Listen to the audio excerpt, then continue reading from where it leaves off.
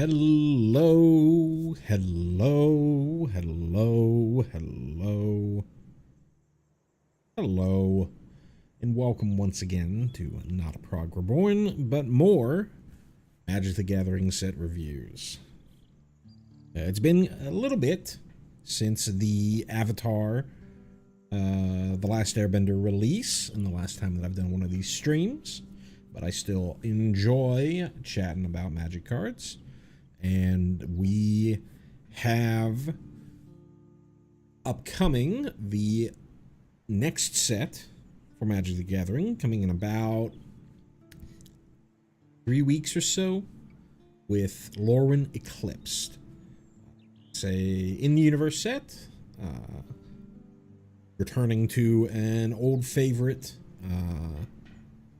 the Lorwyn plane in MTG Multiverse. Continuing on with the story, I believe, as it left off with Aether Drift, though maybe Tarkir Dragonstorm, I think. I'm not a huge story guy, but I think that's, from what I understand, that's what's going on here. Longtime Magic players recognize Lorwyn as the introduction of the Planeswalker card type,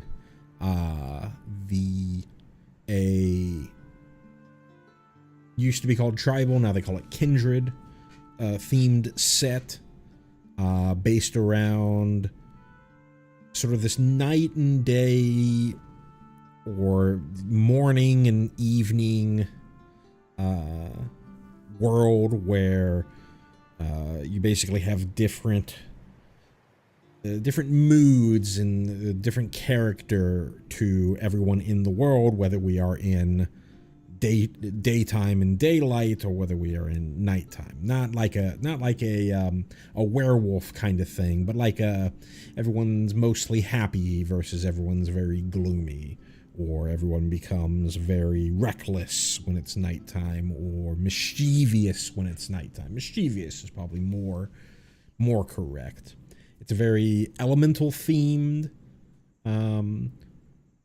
plane. It's also, I believe it's where we got the introduction of changelings, which are cards that have every creature type. This was during one of my breaks in Magic when we went to Lorwyn, so I don't have much nostalgia for the set, but I do think it's definitely nice that we are going back into in-universe stuff, considering we are going to be having, I think, 4 of the 7 sets in this year based around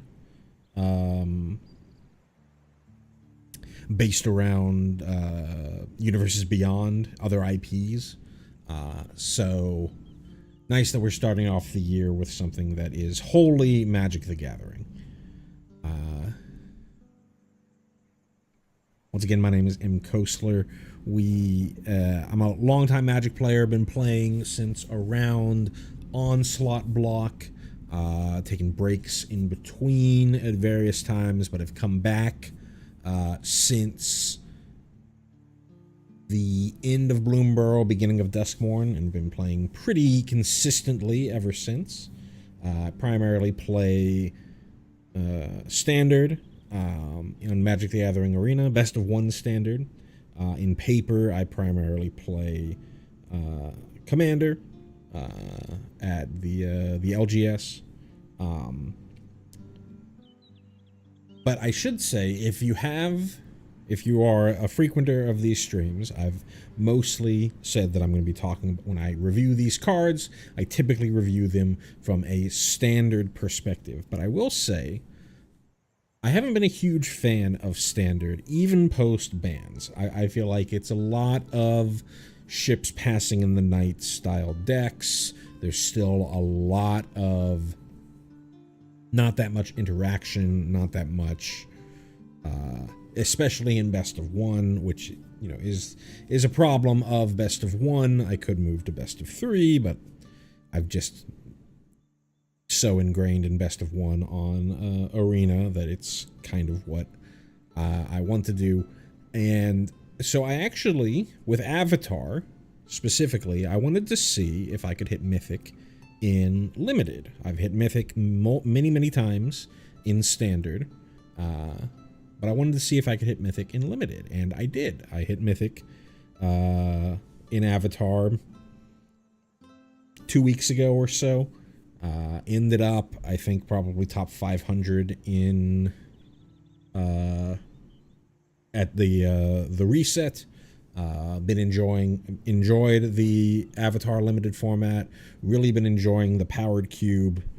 Enjoying that they brought it back, as we are waiting for the next set, this upcoming set, Lorwyn Eclipsed, to come. So, like I was, basically all that is to say that I have previously been focused primarily on making my reviews on Standard or best of one Standard when I evaluate these cards, but given the fact that I've got some more modern limited experience, I'm also going to actually put a little more thought into the limited perspective. Not really going to think about too much for older formats, or even though I do play a lot of Commander, I'm not going to be thinking too much about these cards specifically for Commander, because for the older formats, I just don't play them, so I don't have a great idea of how good one of these cards might be in them. And then for Commander, the level of play is so wide and varying, and you can kind of do anything, being a multiplayer format, that I don't feel like a review from a Commander perspective is something that I can really bring heavily to the table. There are plenty of other content creators. MTG Goldfish is probably my favorite for Commander related stuff, but there's obviously Command Zone and things like that you can look for evaluating these cards from a Commander perspective. They're doing a very shortened release schedule for these spoilers, so I believe we're going to know all the cards by the end of this week. So probably going to have to, if I want to get through them in any reasonable fashion, probably going to have to do a number of streams throughout this week. So with all that being said, let's get started with Appeal to Irdu. For 3 and a white, we have an instant at common. It has Convoke, and when its effect is 1 or 2 target creatures each get +2/+1 until end of turn. So as we've done before, whenever we see a new mechanic, whether it is actually new to the set or whether it is new, it is a returning mechanic but is not necessarily like evergreen or very well known, we're going to talk about it. Here, Convoke has showed up randomly throughout. I think they call it deciduous these days, where it's not something that is really evergreen. It's not something that's going to show up in every single set, but they're perfectly fine of just bringing it out randomly. But I believe Convoke is a major mechanic in this set, so let's take a look. When you convoke something, your creatures can help cast this spell. Each spell you tap while casting, each creature you tap while casting this spell pays for 1 generic or 1 mana of that creature's color. If you were around for the Avatar set, this is very similar to Waterbending. With Waterbending, you did not get, regardless of the color of the creature, it would only give you generic mana, but you were able to tap artifacts in order to help pay for some cost.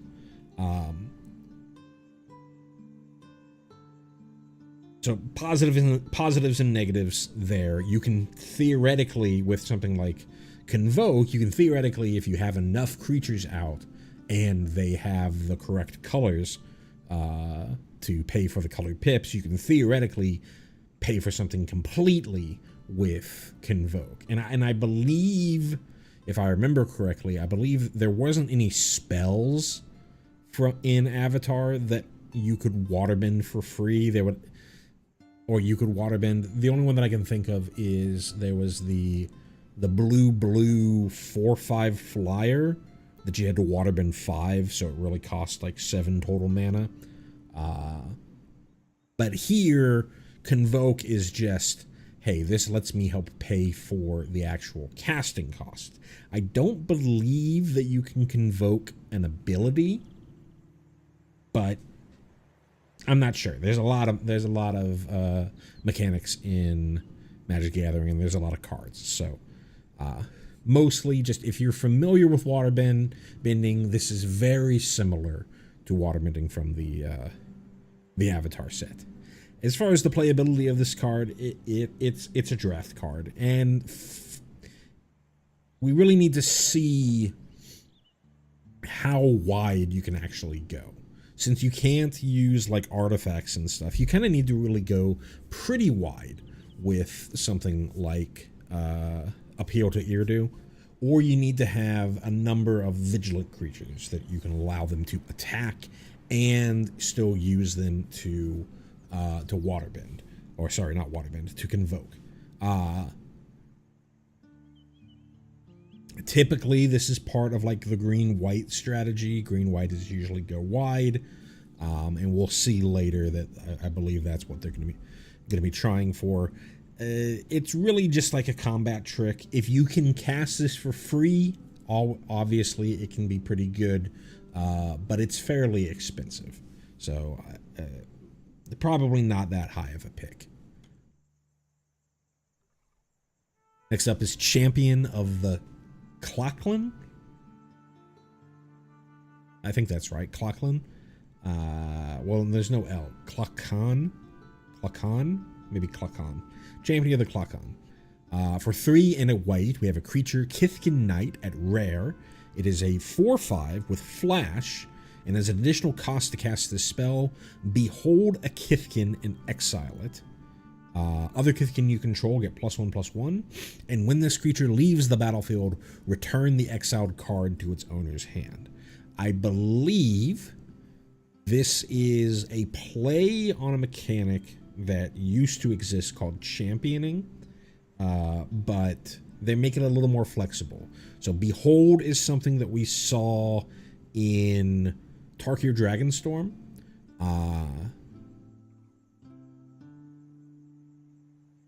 Yeah, we saw it in Tarkir Dragonstorm. Yeah.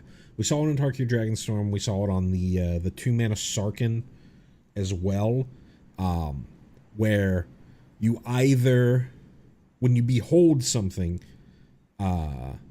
without the extra exile it part, you just sort of like say, hey, here is a creature or a thing of that type. It doesn't necessarily have to be a creature, and we'll get to that when we see a mechanic later. But we behold something of that type, whether it's a permanent that's existing on the battlefield or something in our hand. Here, we also are exiling that thing. So we're exiling the thing on the battlefield or exiling it from our hand. That is a Kithkin.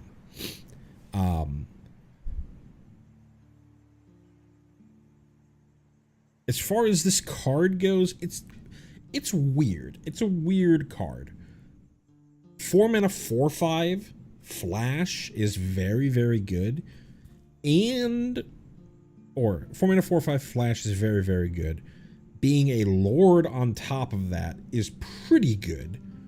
I could easily see this as the top end of a go wide aggressive Kithkin deck. Kithkin are these little hobbit-like folks up here. I think the actual lore is they kind of wanted to do a Lord of the Rings style set, but they just didn't have the they obviously didn't have the rights until much later. Lorwyn, I think, was way back in 2010-ish, maybe a little before, maybe a little after. Actually, I think a little before. So they didn't get the rights to Lord of the Rings until 2018. So this is, Kithkin is the sort of in-universe Hobbit.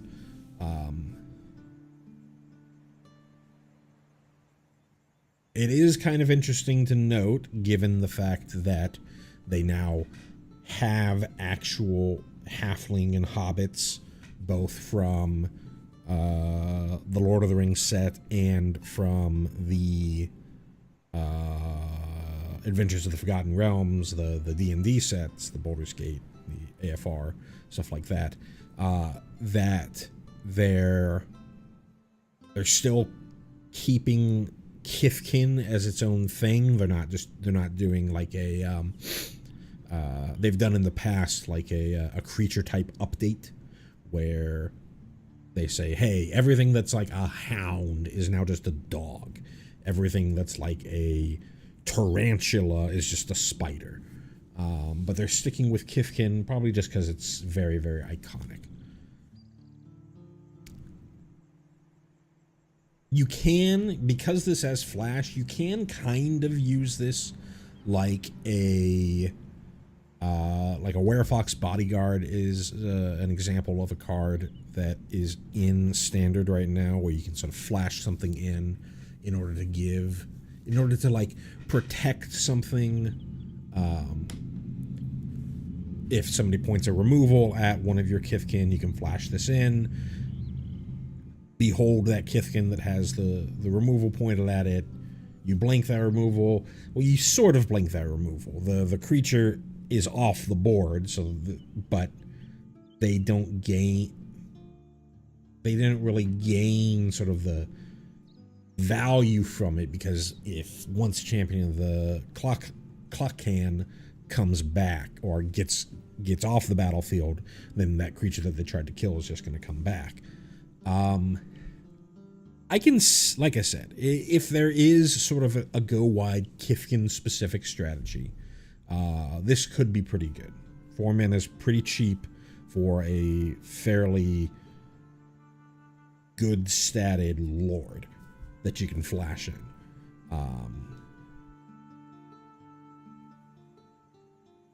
Outside of that, though, really it remains to be seen if that's going to be any better than any of the existing go wide aggressive strategies. They're currently mostly like Boros, doing things like Voice of Victory, Stadium Headliner, stuff like that. Or if you're Selesnya, then you're probably doing something like Rabbits.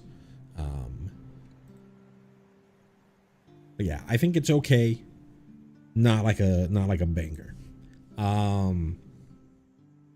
As far as limited goes, this is probably great. The enormous body, flash blocks basically everything in the format. You don't really lose much if they're able to kill it, because you still get that thing back. Important thing to note is that the thing that you exile goes back to your hand, even if it was on the battlefield to begin with. So it's not quite the same as something like Werefox Bodyguard, but it means that you can't behold a Kithkin from your hand and then have it like cheated onto the battlefield by then bouncing this.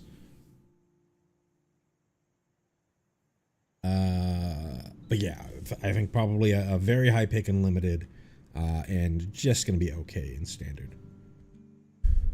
Curious Colossus is up next. For 5 white, we have a creature, Giant Warrior. At Mythic, it is a 7/7. When this creature enters, each creature target opponent controls loses all abilities, becomes a coward in addition to its other types, and has base power and toughness 1/1. Very interesting card. Important thing to note is that is not until end of turn effect. This is, you play this and anything of your opponents just becomes little itty bitty 1/1s, even if you kill the Curious Colossus.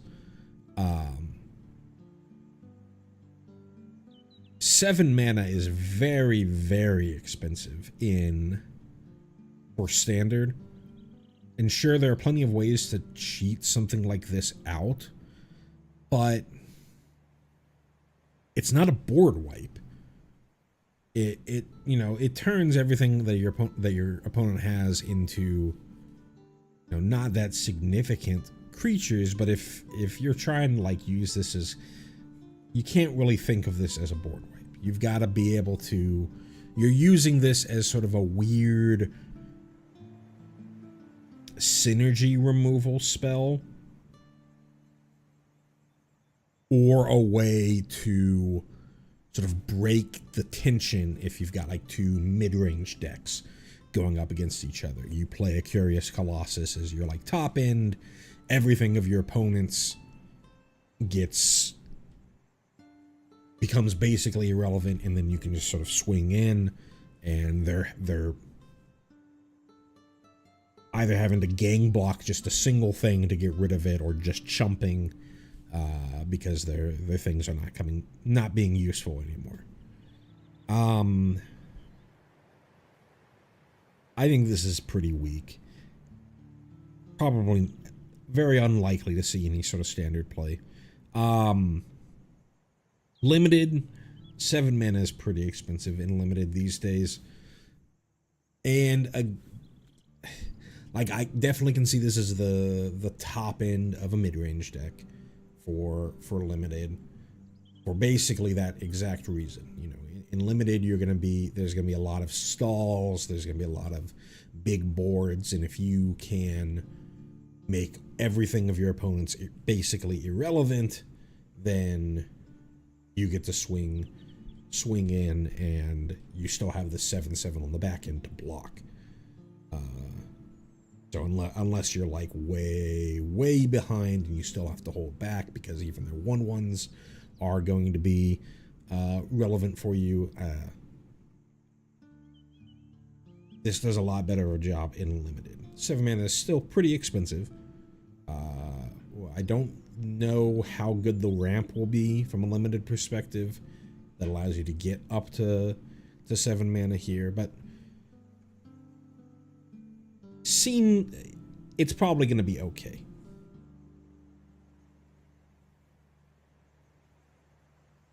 Next up, we have Iridu, Carrier of the Dawn. For 3 white. We have a legendary creature, Elemental God. At Mythic, it is a 5/5 flying lifelink. Creature spells you cast have Convoke, and at the beginning of your main phase, you may pay a single black. If you do, transform Iridu. So whenever I evaluate these cards, I like to evaluate. This is a flip card, but I always like to evaluate the card based on the front half, because you can very easily just play this and then your opponent removes it, and you're never getting to the backside. So is the front half good enough for you to be fine with just playing it? Very square creature, 5 mana for 5/5, but it is a flying lifelinker, kind of Baneslayer Angel-esque. We already do have Lena, I believe it's her name. It's the modern Baneslayer Angel that in Foundations. So if you're just looking for a 5 mana 5/5 flying lifelink creature, and you don't really care about any of the extra text, that one's probably better because it has first strike and it has some synergy with like angels and whatnot. Here, creature spells you cast have Convoke.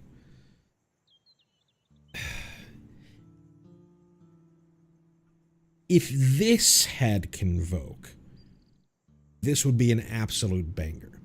But you have to pay 5 mana to play this, and then sure, you sort of get a 1 mana rebate because you can then tap Erdu to cast some 1-drop from your hand, or maybe if you have like a big board, you can tap a bunch of stuff to play the next thing. That's really the best thing that you can be doing with this. If you can go, if you're going like, if you sort of like curve out with, you know, like 2 creatures or 3 creatures, maybe 1 creature and then a creature that makes a token, something like that. Then you go Erdu, convoke out a 3-drop or a 4-drop immediately. That's probably the best thing that you can do here. And that's pretty powerful. You need to be on the front foot. You need to have 5 mana to start with.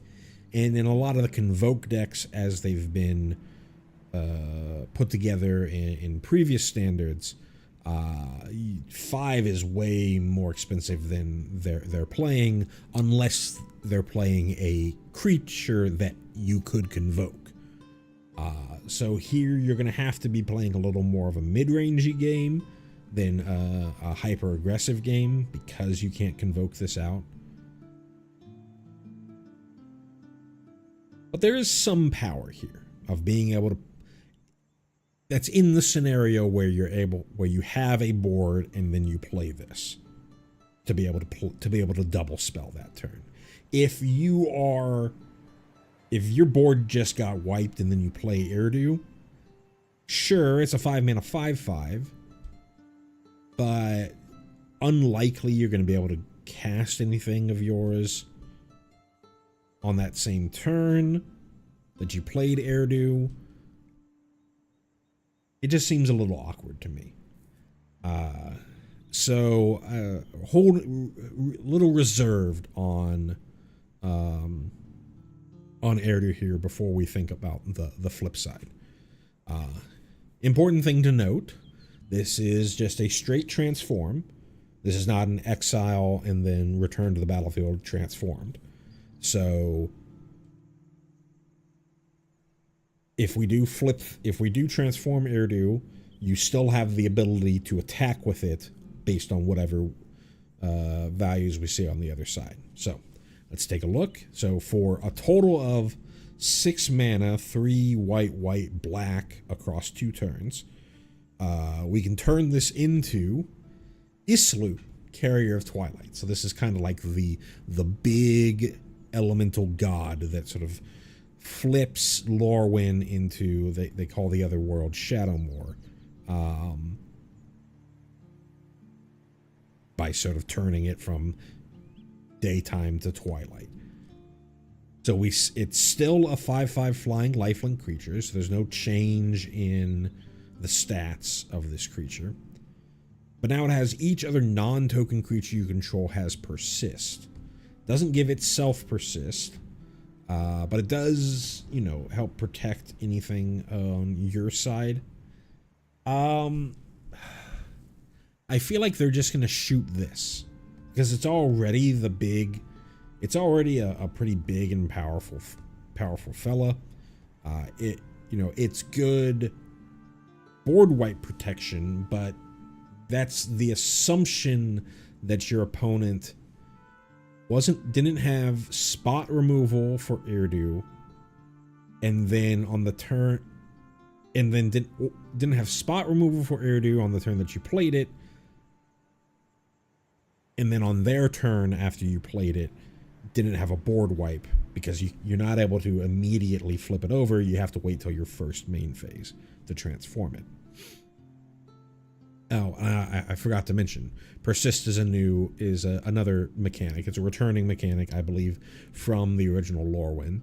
What persist says is when a creature dies, a creature that has persist dies, if it has no -1/-1 counters on it, you return it to the battlefield under its owner's control with a -1/-1 counter on it.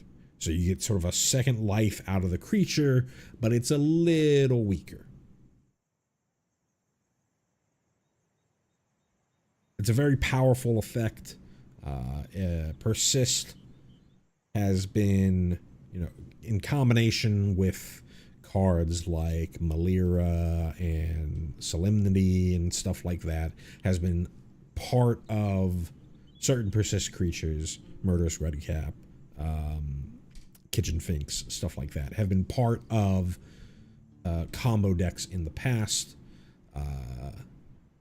And regardless, it's a pretty powerful effect, no matter what you've got going on. And then at the very end, you have the ability to flip it back over at any point if you want to return it to Erdu. I think the backside's pretty weak, mostly because they're incentivized to just shoot Islu to begin with. It's really only good in the scenario where your opponent, like I said, didn't have spot removal for Islu, and then on the turn that you played it as Erdu, didn't have a board wipe right then and there. Which can come up.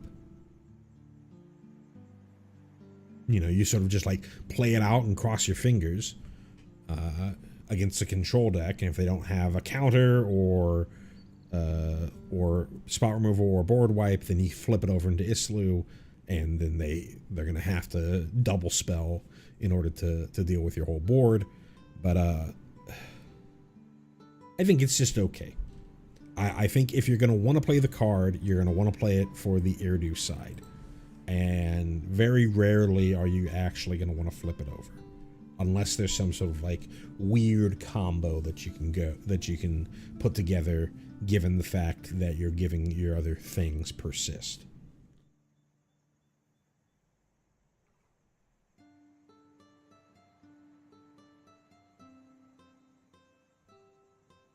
Next up, Flock Imposter. Oh, I should say, from a limited perspective, it's a bomb. It's a 5-mana 5/5 flying lifelink creature that gives your things Convoke. You're much more likely to have an actual board, and even if you don't have a board, just a 5/5 flyer is often just good enough. 5/5 flying lifelinker is often just good enough to win the game in limited. An easy first pick in limited. Anyways, back to Flock Imposter. For 2 and a white, we have a creature Shapeshifter at uncommon. It is a 2/2 changeling. So this is our first instance of changeling. Changeling means it says creature Shapeshifter. Really, it's every single creature type in Magic the Gathering. For limited, that mostly means the important creature types for the set. Kithkin, Fairy, Merfolk, Goblin, Giant, Elemental. There's probably a couple others that I can't remember off the dome. But there are some, like, if there's... Oh, Elf is another one. But they're if you have some, like, weird shenanigans going on with, like, clerics or wizards or whatever have you, it's one of those as well. Anyways, this is a flash flying 2/2 for 3 that when it enters, return up to one other target creature you control to its owner's hand. From a standard perspective, we have like 1,000 of these effects, and all of them are cheaper. Even the flash versions, we have Sunpearl Kieran and Ambrosia Whiteheart, along with the 1-mana Nurturing Pixie. This is not a standard level, power level card. But for limited, flashing this in, bouncing something of yours to save it from removal, flash it in, bounce something of yours to be able to replay it and re-trigger an ETB effect. It's only creatures. It's not non-land permanents, so you don't get any, if there are like nowhere to run style effects in the format, then you don't get to redo those. But generally, creatures is what you want to be hitting in limited, and this is fine. 3-mana 2/2 flyer with upside. with flash, and more importantly, it's fine.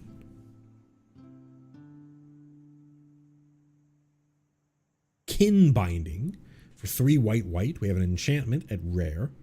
Creatures you control get +X/+X, where X is the number of creatures that entered the battlefield under your control this turn.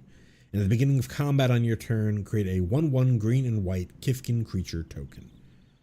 So you will always, even if you don't have, if you're just drawing land, if you're empty-handed and drawing lands off the top of your deck, or you don't have any other creatures in your hand, you'll always be able to give all your creatures +1/+1, because, or at the beginning of combat, you're going to generate a 1/1 that'll pump your team. Standard 5 mana, again, 5 mana for a card that it's not technically do nothing on the turn that you play it, because you get the 1/1 out of it. But it is 5 mana for, you know, if your board was wiped, it's 5 mana for a 1/1. And spitting out 1/1s consistently, that's something that has been powerful in the past at much cheaper mana value, or much cheaper mana values. Bitter Blossom, Batter Blossom, I can't even remember what the name of it is. Even something like Obsessive Pursuit in current standard kind of does, spits out something every turn, but it's at 2 mana value instead of at 5 mana value. So this feels pretty weak for standard. As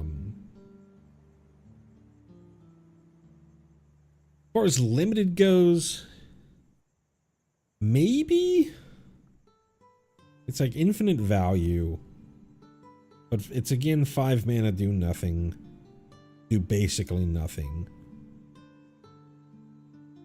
Does help your creatures likely win in combat, but it's only on your turn that you're going to get this, unless you have, like, I guess you can flash in something. But for the most part, you're only getting this benefit on your turn. Seems pretty weak in limited as well.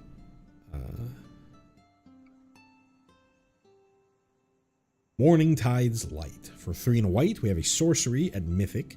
Exile any number of target creatures. At the beginning of the next end step, return those cards to the battlefield tapped under their owner's control. Until your next turn, prevent all damage that would be dealt to you, and then exile Morning Tide's Light. From standard, this is an interesting card. So, it's very similar to, I don't remember the name of the card. It's like Hide on the Ceiling or something like that in the Spider-Man set, and I don't remember what it's called in Through the Omen Paths. The blue X flicker any number of target creatures or artifacts. Here, this only hits creatures, but it does hit both sides. You could do the same with the Hide on the Ceiling card to hit both sides. So if you have any value creatures that you would want to flicker, something like a, you warp in a Quantum Riddler and then Morning Tide's Light. That's a 6 mana play, but it is something there. You have a Beza on the battlefield, and then you Morning Tide's Light to bring the Beza, to re-trigger the Beza. Things of that nature. If your opponent has any tokens, this just kills those tokens, so you can exile those. You can also just use this as a way to clear a path. 4 mana. Hey, I'm playing like a Boros Convoke deck, a Boros Tokens deck. I've got a bunch of things that get value from being, from entering the battlefield, like not raise the alarm, Resolute Reinforcement style creatures that I can flicker and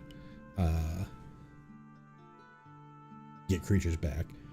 I get to clear the way, swing in against my opponent. get value from my things re-entering. Maybe they get some value from their things re-entering, but you don't have to worry about the backswing, even though your creatures are entering tapped, because if this resolved, all damage, not just combat damage, it's not just a fog, all damage that would be dealt to you until your next turn would be prevented. If they have life loss, they can get around it, something like Monument to Endurance gets around it, but they can't burn you out, they can't rush you down with their creatures. I think this is a pretty good card as, again, a top end for a tokens style deck. And I think this card is a absolute bomb in limited. It's basically a one-sided board wipe.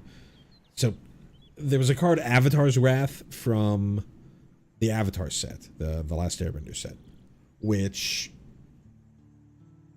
I think people in limited sort of overvalued, because sure, you sort of tempo your opponent out a little bit, but you would only have one thing on the battlefield on the turn that you cast the Avatar's Wrath if you decide to leave one of your things alive. And if you tried to do it on turn 4 exactly, when you don't have any extra mana, you don't get the big tempo play of Avatar's Wrath and then replay a bunch of stuff that I airbent.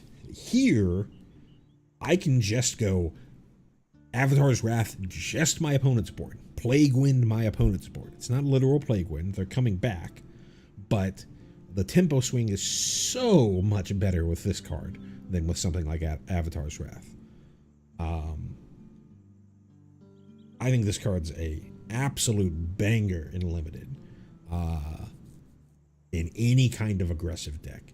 Even in, like a mid-rangey deck, if you have any sort of, you could just play this for value on your side, or like I said, kill tokens, stuff like that. But in an aggressive deck, I think this card is game-winning. So I think this is very, very good in limited, and can be good in an aggressive deck in standard. Personify. For 1 and a white, we have an instant at uncommon. Exile target creature you control, and then return that card to the battlefield under its owner's control. Create a 1/1 colorless shapeshifter creature token with Changeling. Pretty good card. So I've, both myself and a lot of folks, since basically Edge of Eternities, have been trying to do like Azorius Blink style decks, especially with things like Quantum Riddler and other warp cards. And really, there's only been a couple of playable flicker effects. The best one is Splash Portal, but it's a single blue for sorcery speed flicker effect, so you can get blown out terribly with that. Here, it's an instant speed flicker effect, so you can just use this. You can do fancy stuff with this. I attack with my creature. My opponent thinks that they can swing in. I personify my creature, bring it back. It comes back into play untapped. I get to surprise block it. Plus, I get this 1/1 to chump or do something with.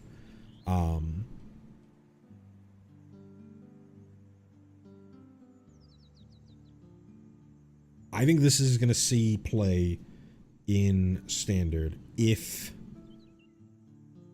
Azorius Blink is an actual archetype. I think this is better than any of the other 2-mana flicker effects that are in standard right now. The best is still Splash Portal, but any of the other 2-mana flicker effects, this kind of just beats. This is better, in my opinion, than the adventure of that one like fairy. This is better than the like trying to do the warp shenanigans with your it was like Drix Assassin or something like that.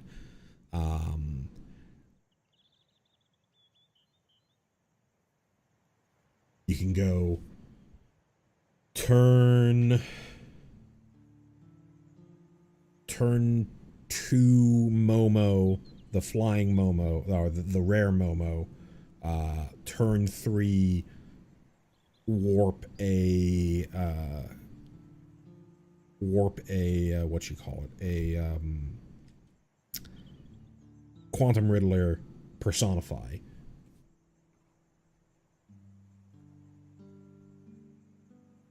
And the fact that this just gives you that 1/1 colorless shapeshifter, it's not the worst thing in the world. It's, you know, that alone is just better than a lot of the other options that you had at 2 mana for flickers. So I think if that deck exists, which it's kind of close to getting there, then this card is very playable in Standard. For Limited, I don't know. I don't really know how these flicker effects work in Limited. I feel like the last time that I've played a Limited format where a playable flicker effect was around was... I didn't play any Limited during Bloomburrow, so I didn't get to play with Splash Portal any, but was... I think it was called Justicar's Portal way back in War of the Spark. And that was okay. I think you got like a +1/+1 counter on return with Justicar's Portal. I think the main things here are you get this Changeling, which you can then, you know, if you have, there was the champion, Kithkin champion card that you could behold this Changeling. If you have anything that cares about, you know, creature, a particular creature type entering the battlefield, it pumps up particular creature types. This Changeling becomes even more powerful. This is probably pretty good.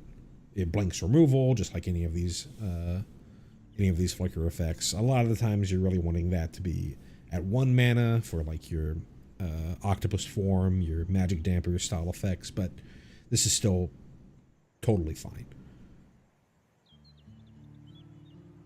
Rhys the Evermore. I think it's Rhys. Or Rhys. Not Rees or anything like that. Rhys the Evermore. For 1 and a white, we have a legendary creature, Elf Warrior at rare. It is a 2/2 with flash, and when it enters, another target creature you control gains persist until end of turn. We talked about persist when we looked at Islu. And then for a single white in tap, remove any number of counters from target creature you control. Activate only as a sorcery. So you can kind of get rid of these persist counters, or the -1/-1 counter from that creature. It's going to lose persist on end step for when Rhys entered. So it's not like you get to endlessly persist with that creature, but you know, we'll see later. There's going to be a mechanic that also puts -1/-1 counters on things, and this can be pretty powerful there. I think this card's great. It's kind of like I think it was Spectacular Spider-Man, except you can do this on 2 to save some. You can do this on turn 2 to save something of yours. A little bit of a weaker body doesn't get you're not able to put mana into it to give it flying. I think it's a little more comparable. Well, no, I was going to say it's a little more comparable to Zack, but Zack you have to play on turn 1, and it sits out there, and your opponent's very incentivized to just shoot the Zack. Whereas here, you can just hold this up. Hold this up alongside a lightning helix or a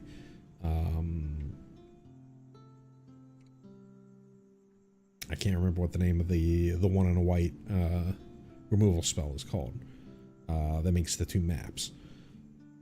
You'd hold up for all that and then flash this in to save something, and it saves it in a way where you can get any like enter the battlefield effect. It's not going to save it from, so it's not going to save it from exile based removal. But there's not a ton of exile based removal, instant based or instant speed exile based removal in the format. There's things like exercise, but there's no lay down arms. There's Epic Downfall, which is exile based. That hasn't seen a ton of play. I'm trying to think. I mean, it's not going to save it from like a Banishing Light style effect, but still a pretty good card for standard.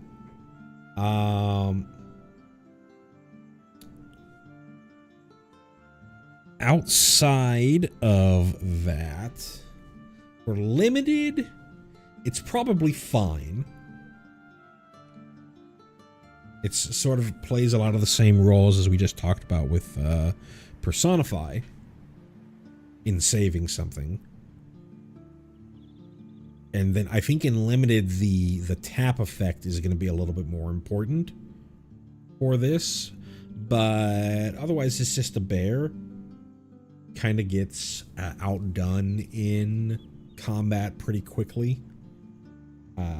So probably not like a huge pick in limited, but it's perfectly fine. Sun Dappled Celebrant for 4 white. We have a creature, Treefolk Cleric. Treefolk is one of the important creature types, at least from original Lorwyn. Whether or not it is actually important in this set remains to be seen. But it's a 5/6 with Vigilance that has Convoke. It's a limited card, but probably a decent limited card if you're doing the Convoke stuff. If you can get this out for... See, if you can get this out on turn 3, you're probably ecstatic. If you can get this out on... If you can get this out for 3 mana, I mean, not necessarily on turn 3. But for 3 mana, you're probably ecstatic. For 4, you're still pretty happy. Once you get to 5, you're like, you know, whatever.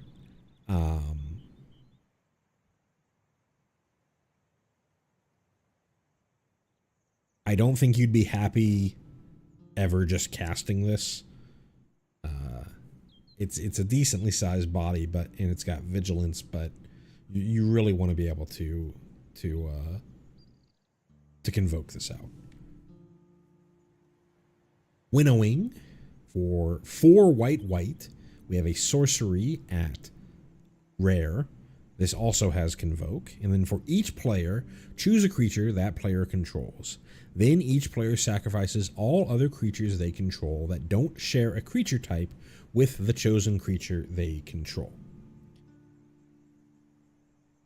So this is so for standard, this can be extremely good if you are in some sort of tribal deck. This as like a sideboard answer in like a Selesnya Rabbits deck is probably like the best thing that I can think of. You're playing almost exclusively rabbits in that deck. You get to Convoke this out for extremely cheap and basically Plague Wind your opponent. It also, funnily, plays very well against Badger Mole Cub because the Earthbend, well, specifically the Earthbending, but you're mostly going to see Earthbending from Badger Mole Cub because the Earthbend lands that are generated from Badger Mole Cub have no creature types. So if somebody gets a Badger Mole Cub out, or if they have an Earthbent land sitting around, Then when you do winnowing, you choose, something of yours. It's going to keep the most of your things alive.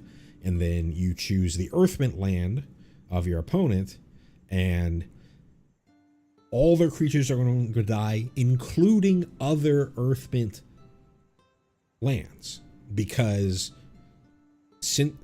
the one that you chose will still be alive because they sacrifice all other creatures they control. But because the Earthmint land has no creature types, you don't share no creature types between these two lands. They share. If you have two things with no creature types, they have nothing in common. So all the other Earthmint lands would also be blown up. So I think very specifically in a aggressive tribal kindred deck for standard, this could be a good one of in best of one, or a great sideboard card in best of three. And then in limited, very, very similarly, if you have any sort of tribal synergy, this very easily can be played when you're not going to have the huge blowouts like you can with in standard with like a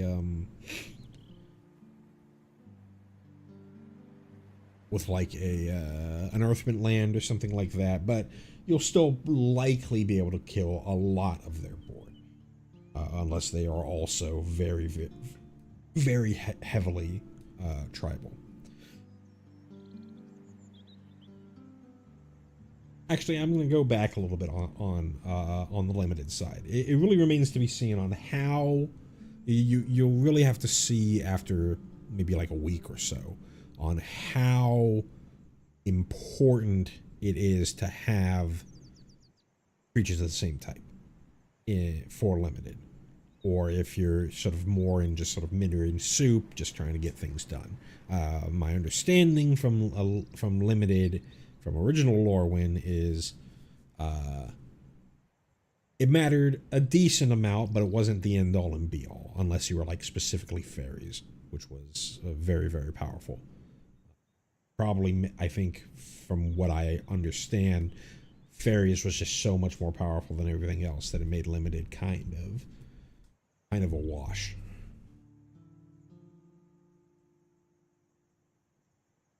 On the blue, Disruptor of Currents, 3 blue for a creature Merfolk Wizard at rare. It is a 3/3 with Flash and Convoke. We're seeing a lot of Convoke across white and blue. I think it is the white and blue mechanic rather than the Selesnya mechanic. But anyways, let's keep reading the card. When this creature enters, return up to one other target non-land permanent to its owner's hand. So this is a Man of War effect. It's Invasion Submersible from The Last Airbender. Invasion Submersible was an extremely powerful card in limited. This is probably pretty good in limited as well. This being rare means you're not going to see it nearly as much as you saw Invasion Submersible in limited. I don't really feel like this is going to get too much in standard. There are Merfolk synergies from Lost Caverns of Ixalan. Specifically, there's a card, Deep Root Pilgrimage, that you get value for merfolks you control being tapped. Maybe it's any creature, but I think it might be merfolks you control. You can sort of generate out hexproof merfolks. Generally, the thing that you'd want to do is crew things up with vehicles, but this is just something else that you can do to sort of bounce something in, get a 3/3 at instant speed. And if you can ever cast this for free, again, Convoke, the swings of a card with Convoke go from kind of unplayable to incredible based on how much you can actually convoke this, how much off you can get this card by convoking it out. If you can get this for free, it's an incredible card. Remains to be seen if Merfolk are really anything in Standard. And as far as Limited goes, Man of War style effects generally are pretty good.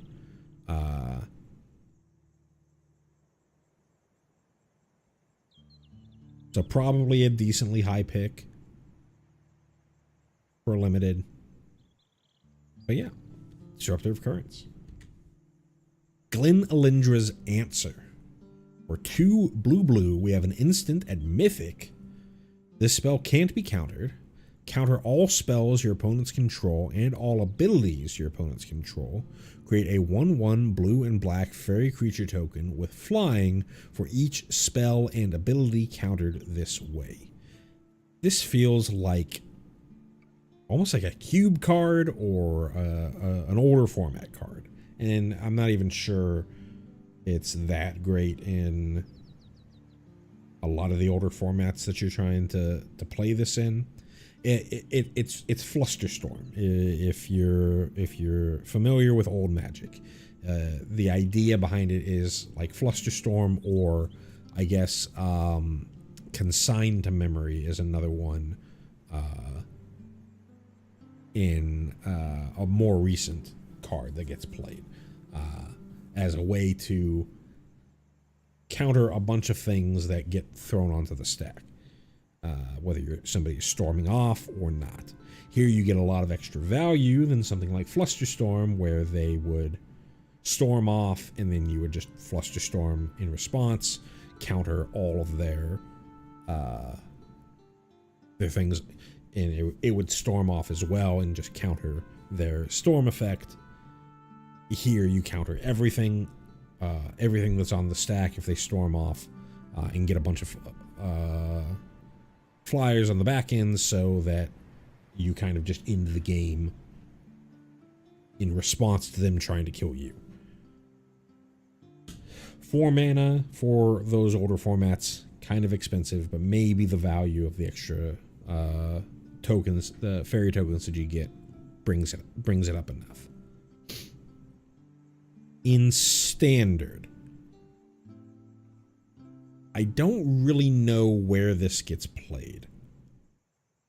The only thing that I can think of that in Standard that puts multiple triggers on the stack is like Ugin. You know, you cast an Ugin, has a cast trigger. But this is very, very narrow for something like that. Sure, you can just play a 4-mana counterspell to counter just anything of theirs and get a fairy out of it, but that's a 4-mana counterspell. That's rough.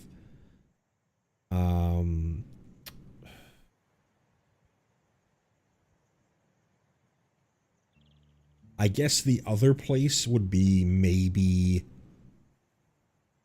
and this is like very awkward, but somebody is playing like a United Battlefront deck, a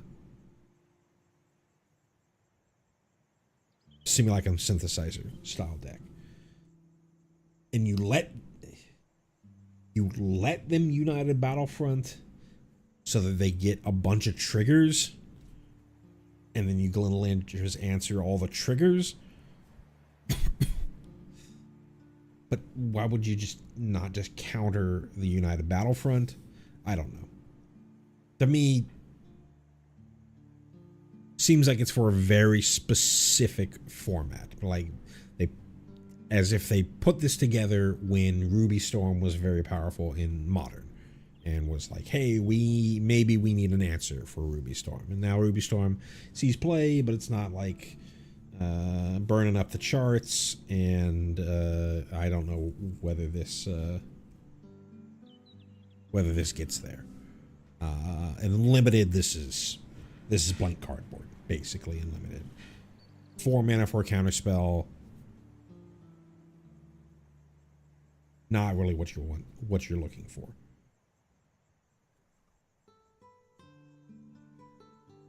Harmonized Crescendo. For 4 blue, we have an instant at rare. Another Convoke card.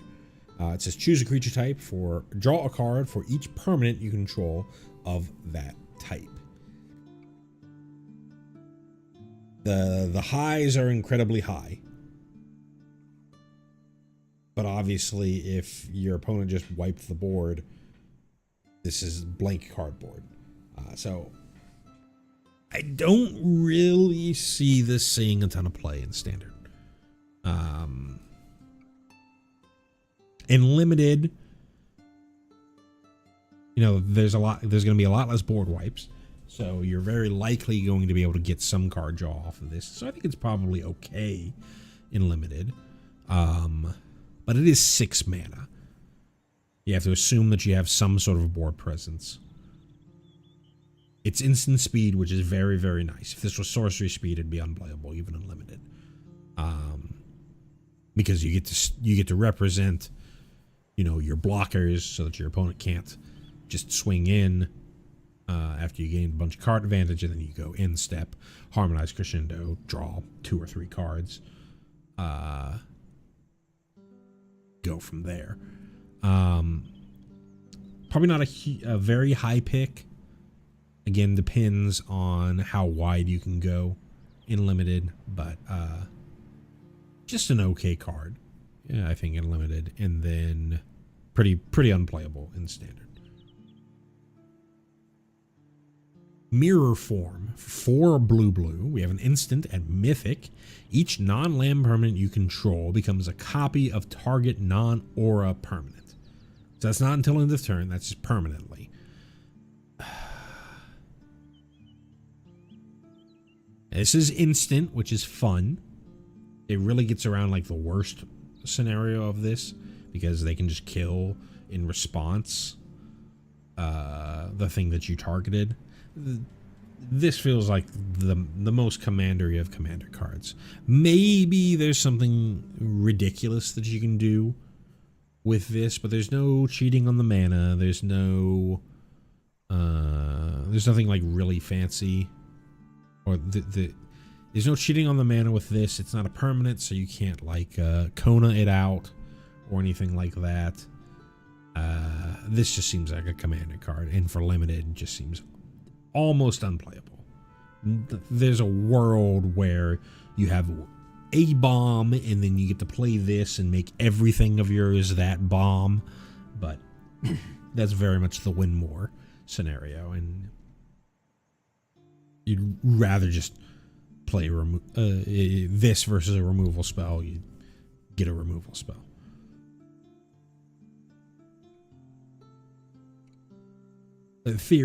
I guess you can, it's permanents you control, but you can target something of your opponents. So if they have a bomb, then you can sort of clone it. But it doesn't make it so like they're non-legendary or anything. So if their bomb is a legendary or your bomb is a legendary, you're not going to get that much out of it. Just doesn't seem like a real card. Now, it's our boy, K-pop demon hunter himself, Oko, Lorwyn Liege. For 2 in the blue, we have a legendary planeswalker Oko at Mythic. Starts at 3 loyalty, and has, at the beginning of your first main phase, you may pay a single green. If you do, transform Oko. So this is flip walker, but as a walker on both sides, which is interesting. And you're transforming, so you're obviously leaving all the loyalty on it that it had. +2, up to 1 target creature gains all creature types. And they just give you a little reminder that it doesn't say until end of turn. So you're just sort of turning something into a changeling. And then +1, target creature gets -2/-0 until your next turn. Evaluating it just on its front side, this is unplayable. And you know, the +1 is okay. It's kind of like Tamiyo. No, I was gonna say it's kind of like the modern Tamiyo, but modern Tamiyo does it for everything. It's kind of, I guess it's closer to Jace the Perfected Mind, but a little weaker even. because I think Jace gave -3, -0. And then maybe if you've got something that really, if you've got some tribal synergy, but if you're playing constructed, you're just going to put cards in your deck that already synergize with the stuff. You don't need to turn it into a changeling in order to get more out of it. So the front side is basically unplayable. We really have to see on what happens on the back side. It does get to, you play it and you +2, just like the OG Oko, the Barocco Oko, not the Ringleader, which doesn't really see play at all in Standard, or really in any format. 3 mana Walker that gets to 5 loyalty on the turn that it's played is powerful, but this is not Barocco.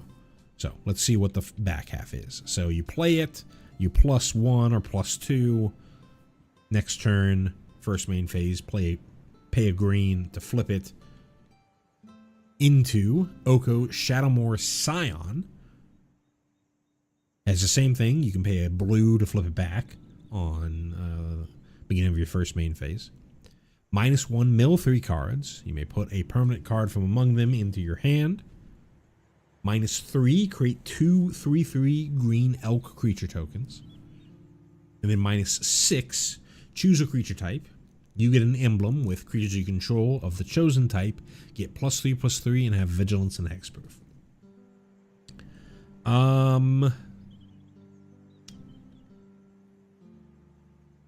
So all of these are obviously better than the front half, but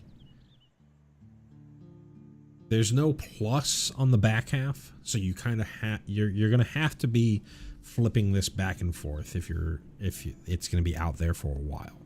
-1 is fine. It's sort of card advantage with some graveyard synergy.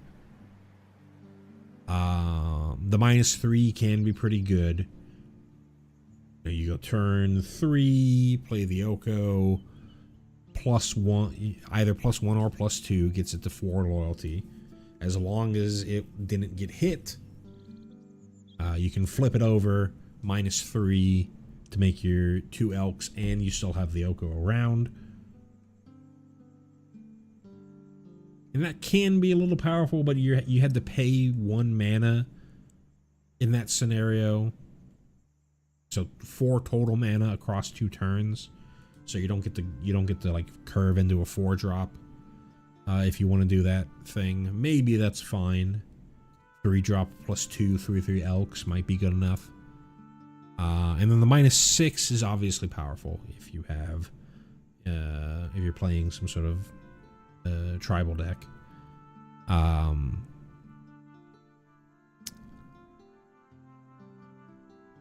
But to get to the -6, you either had to do the good effect, the plus, the -2, -0 3 times, then flip it, and then -6, or do the pretty medium effect of making something a changeling twice, then flip it, and then ultimate. This all seems like a lot. And I think that the format is not mid-rangey enough for the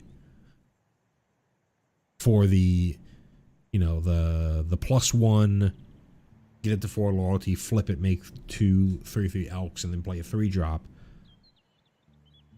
You're playing an Ouroboros on turn 4, and you're trying to kill you, and you're setting yourself up to kill your opponent on turn 5. Not just sort of play this like value game. You're just trying to kill them.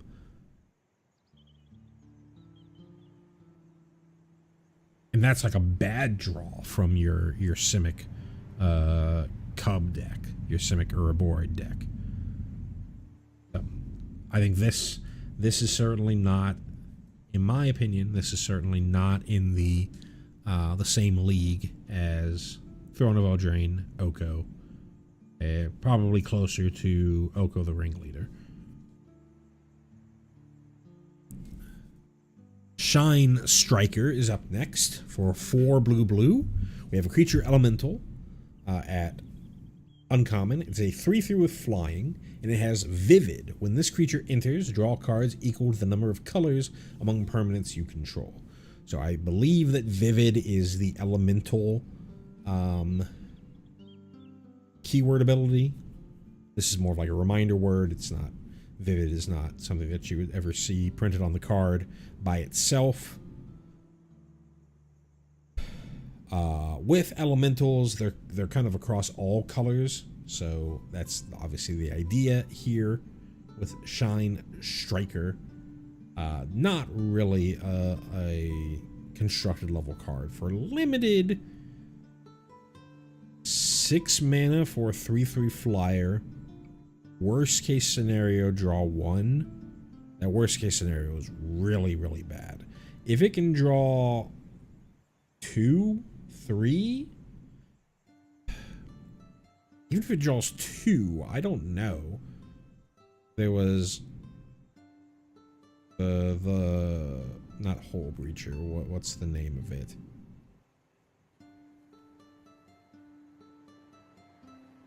It was the Divination Evoke Elemental that came from Lorwyn, but it was a vehicle in Hole Drifter. That's what it was called. Hole Drifter from Aether Drift. I wasn't playing limited around that time, but that was 5 mana for ETB draw 2.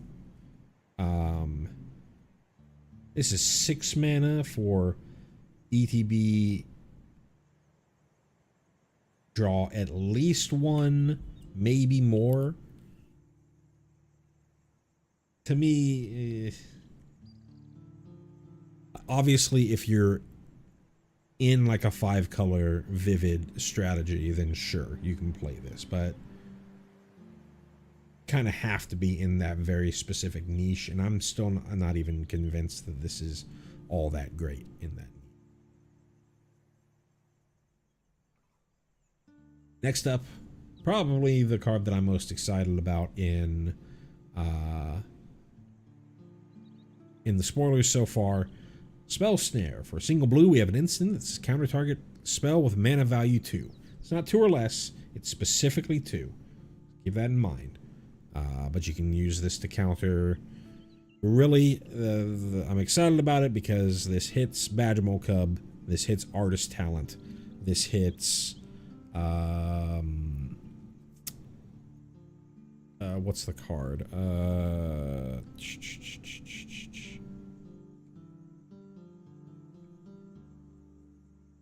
This hits consult the star charts if they don't kick it. This hits Flood Pit's Drowner. This hits, there's a number of very powerful 2-drops. The biggest one obviously being Badgermole Cub. Is this going to be a main deck card? Probably not. This is almost certainly something that you would bring in like a Simic Mirror, or something where you don't have removal for the Cub, or you're playing blue and you'd like to get the Cub on the stack. Oh, this hits Jackal as well.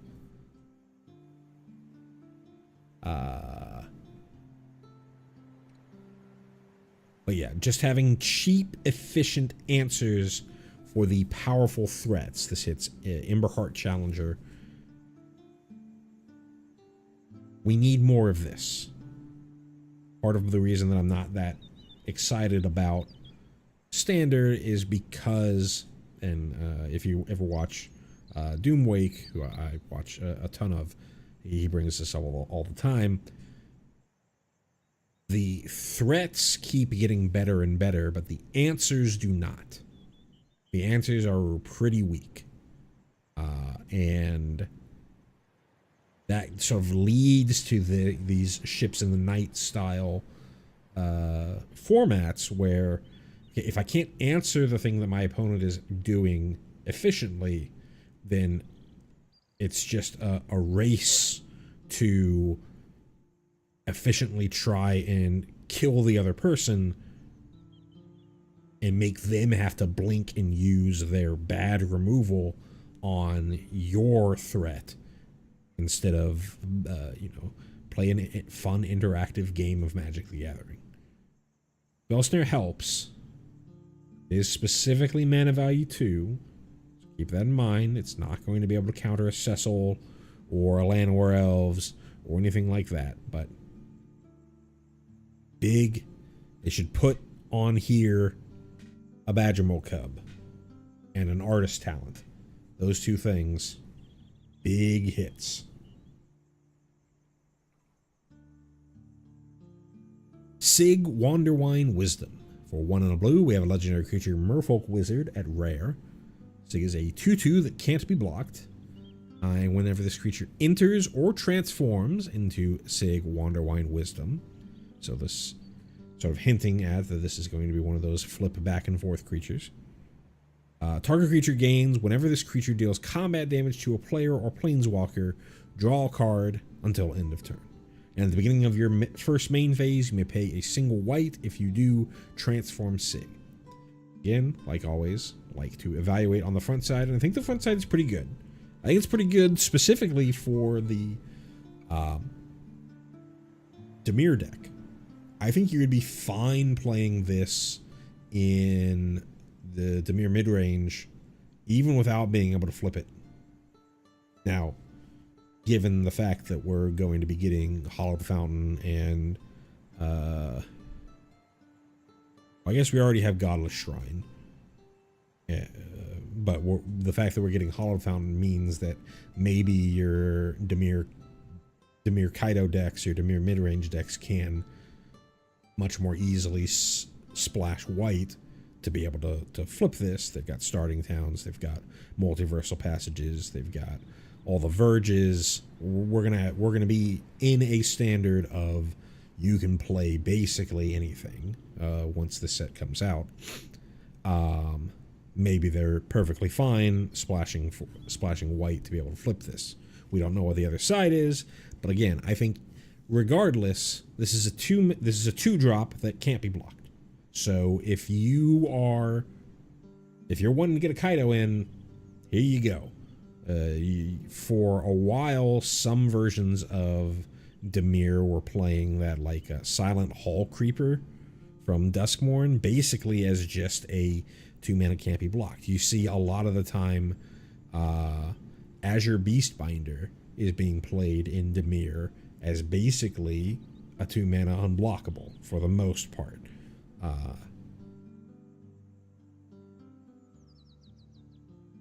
And here, it's 2-mana unblockable, but also give something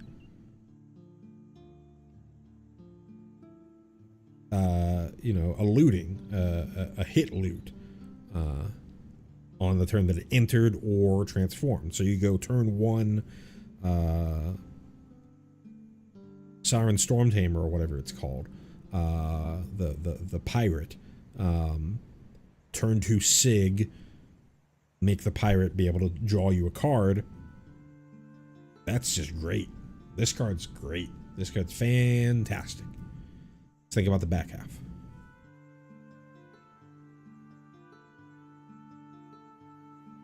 If we paid 1 white on the beginning of our first main phase, then we flipped into Sig Wanderbrine Shield, which is a 2/2 still that can't be blocked.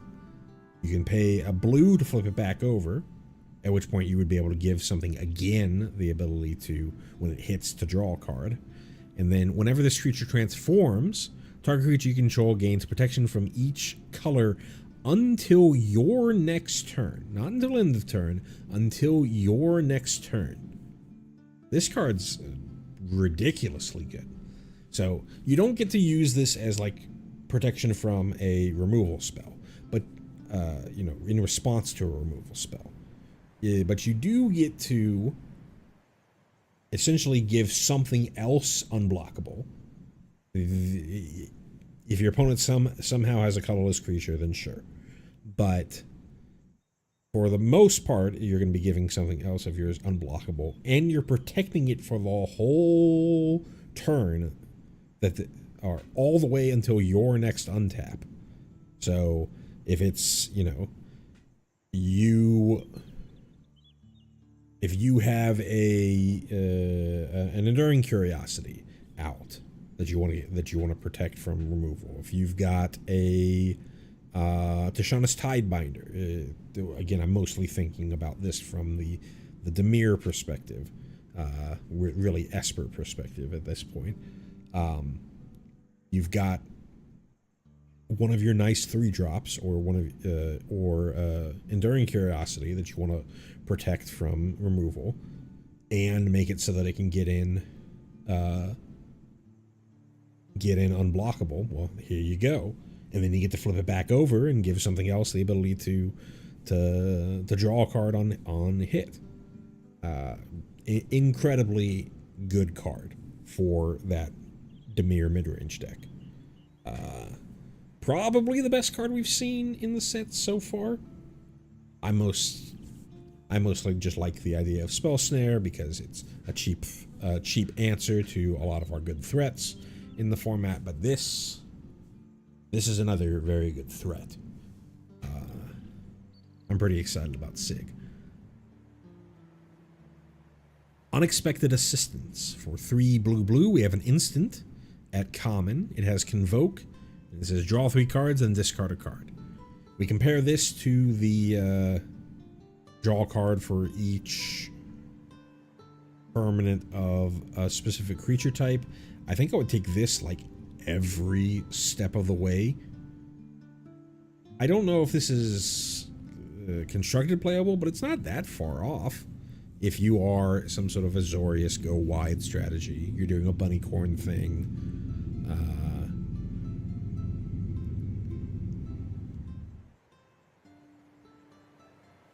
If you're able to cast this for like 2,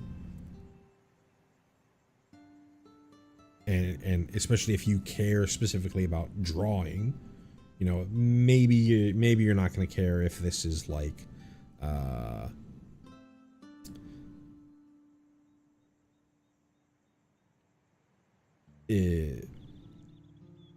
maybe you'll probably still want to play like Consult the Star Charts first. But if you're playing like Astrologian's Planisphere, this is draw 3 that you can trigger the +1/+1 counter on the Planisphere on your opponent's turn. There's some value to something like this. So it's not like a total blank in Standard. It's probably not going to see play, but it's not that far away. And in Limited, I would definitely take this above the Kindred card draw spell. Basically every scenario. This is much better off the top in, you know, an empty board state, a stall.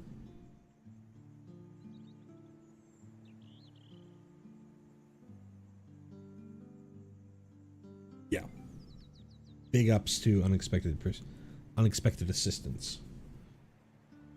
On my phone real quick.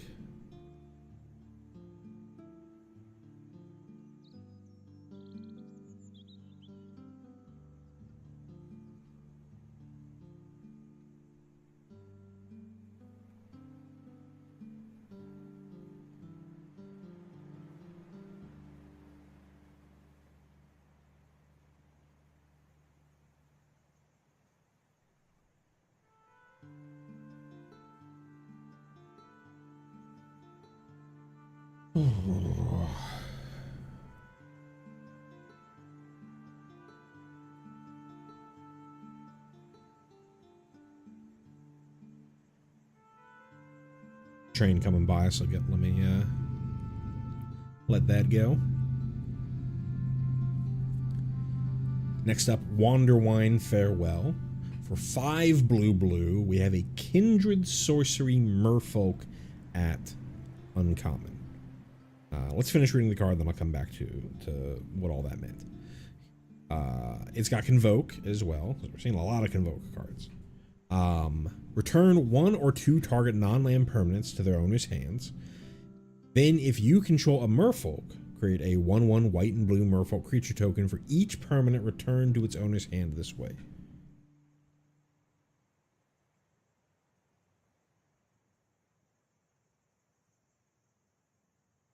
Silence my phone real quick.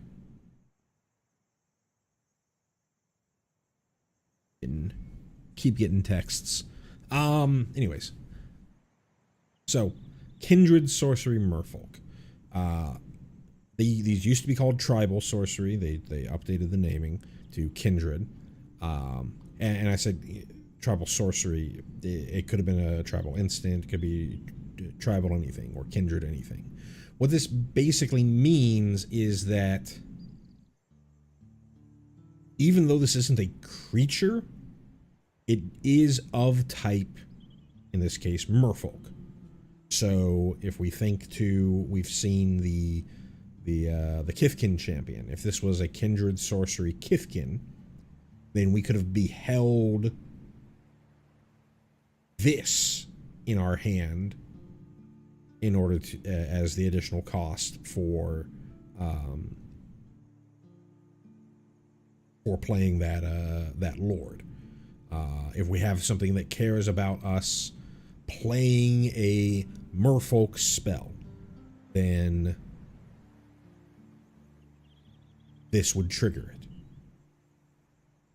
So it's just essentially giving, creature type synergies to things that aren't creatures.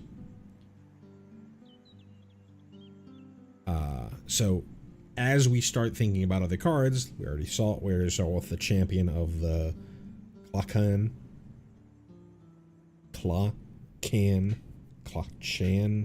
I don't know. That was Behold a Kithkin.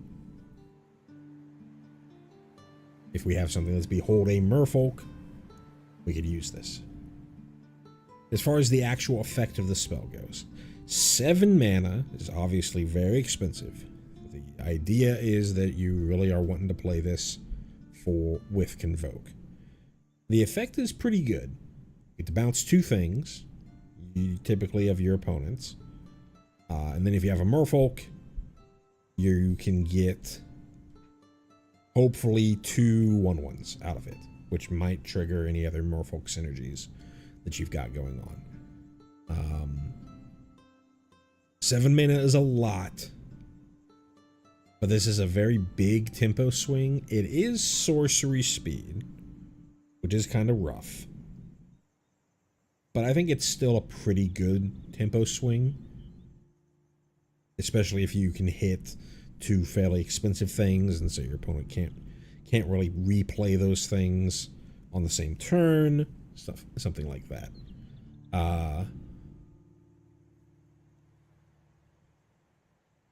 It's not standard playable. It's obviously not standard playable. Probably okay in limited. It really depends on how slow the format is. If the format is pretty slow, then this is probably a pretty high pick. If the format is super fast, maybe it's still fine if you can go wide enough, but probably goes down down in pick order the faster the format is. Now we're on to black. Bitterbloom Bearer. For black, we have a 1/1 creature, Fairy Rogue at Mythic. It is a flash flying creature that says at the beginning of your upkeep, you lose 1 life and create a 1/1 blue and black fairy creature token with flying. This is obviously a play on a very iconic Lorwyn card called Bitter Blossom, which was for 1, and I think it was for 1 and a black. You get, at the beginning of your upkeep, it has the same upkeep trigger that this card does. Here, it's Bitter Blossom for the modern age. Bitter Blossom is kind of, while it was incredibly powerful during its heyday, even in older formats like Modern, it is definitely gone to the wayside these days. And this is kind of an update to Bitter Blossom. For 2 black mana, so it's harder to cast, but you essentially get 1 of the fairies. This isn't blue and black, it's just black. But you get 1 of the fairies the turn that you play it, because you get this fairy. And you can also flash it in on instep, so you get to hold up removal, if you hold up counterspell, hold up whatever, and then if your opponent doesn't do anything, you get to flash this in and immediately start getting value on your next upkeep.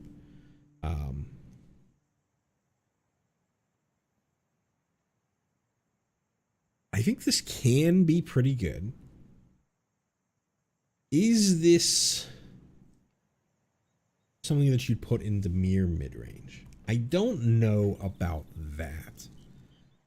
It's certainly nice in that this is just another flash threat that you can bring in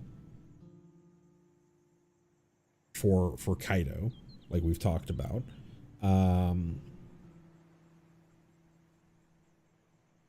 Just having more flash threats that you can flash in.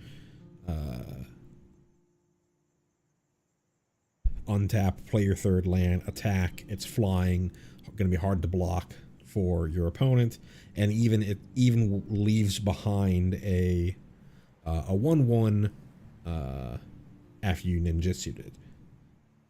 So you can have something that can block and protect your Kaido.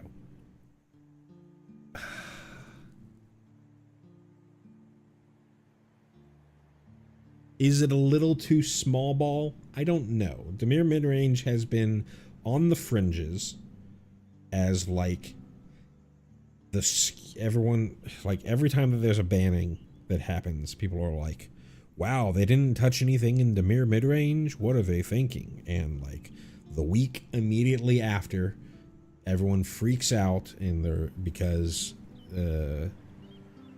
sort of the level 0 thinking post banning is, hey, just play the next best deck that didn't get touched, and the mirror mid-range wins like maybe 1 or 2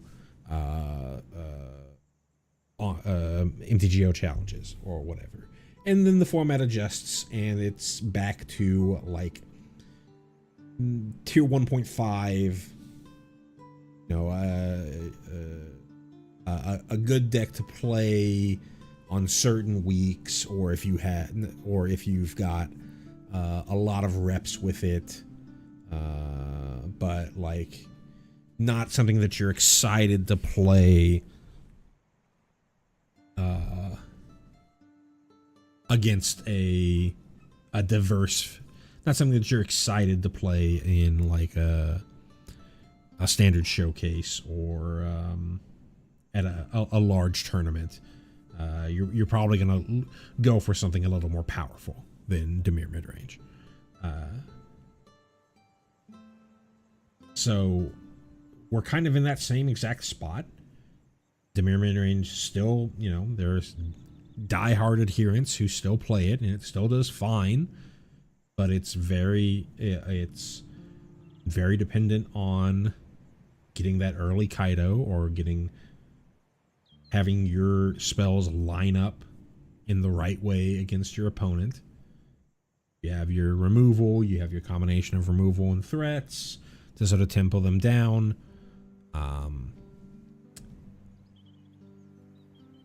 And I think this could be good in that the double black is really the big issue. Nothing else in that deck is double black. You're mostly blue out of that deck. So, and they're not gaining another, it's not like they already have Watery Grave, so it's not like they're really gaining more flexibility to be able to play a lot of double black spells, given the fact that they also want to play double blue spells in Enduring Curiosity. So I don't know. They also are wanting to play the pirate, the flying siren on turn 1. Spyglass Siren, not Siren Stormtamer. Silent Stormtamer was way back in Mono Blue Tempo. Spyglass Siren is the current pirate creature. So being able to go turn 1 blue, turn 2 double black can be a lot harder. Sure, you have Watery Graves, you have Flood Farm Verges, whatever the blue-black verge is, but it is something to consider. So I think this can see play in Standard, but I don't know if it's as much of a slam dunk as Sig that we just saw. In Limited, I wasn't playing Lorwyn back in Limited. I imagine Bitter Blossom is pretty darn good in Limited. Just the fact that you're making all these flyers, the fact that they're flyers is the really important part here. Because you can use them to chump forever, but it's also a clock that just keeps growing and growing and growing, and so you eventually can race pretty effectively against an opponent. So probably a very high pick in Limited, and we'll definitely see some experimentation in Standard. Whether or not it sticks around, we'll have to see. Boggart Mischief. For 2 and a black, we have a Kindred Enchantment Goblin. So Goblin is another one of our creature types that are important in the set. And here is a Kindred Enchantment. So anything that cares about goblins entering, about beholding a goblin, about whether you control a goblin, even if you don't actually have a goblin creature, you've got this enchantment. So what does it do? When this enchantment enters, you may blight 1. If you do, create 2 1/1 black and red goblin creature tokens. We'll come back to what blight means in a second. Whenever a goblin creature you control dies, each opponent loses 1 life and you gain 1 life. So very similar to a card, Bastion of Remembrance from back in the day.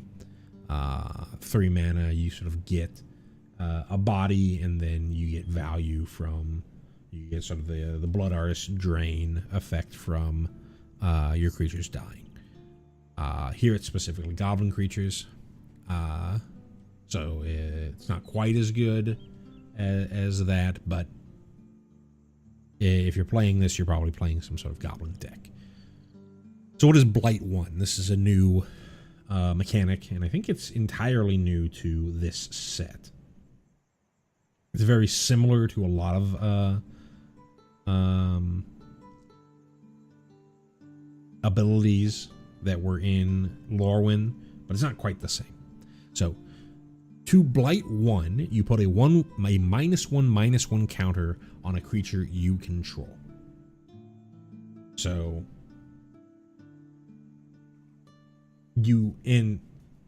important thing to note here,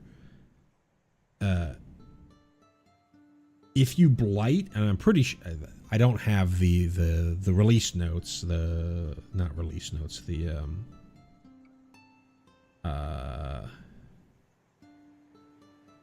I guess the pre-release notes, maybe it is the release notes for the set, but I'm almost certain that in order to blight 1, you have to have a creature.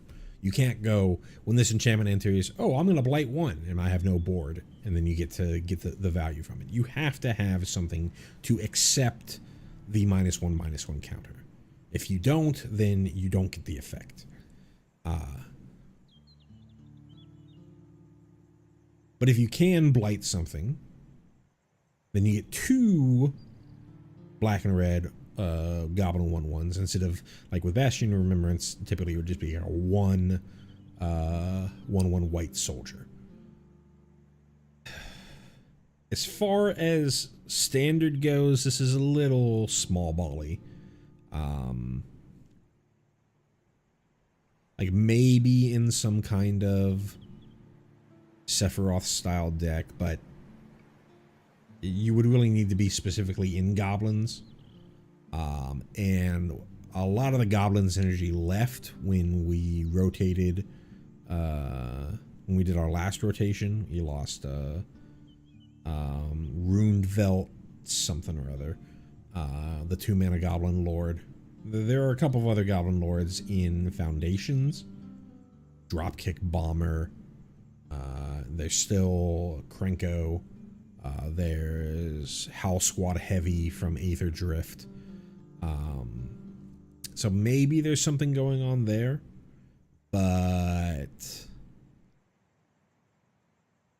I think you're just, if you're doing something like that, you're doing it because you're wanting to be cute instead of wanting to be good. There are plenty of decks that are going to be doing very similar things to what this card would want to do in a deck without having to be goblins or cost 3 mana or whatever have you. In limited, it's probably fine.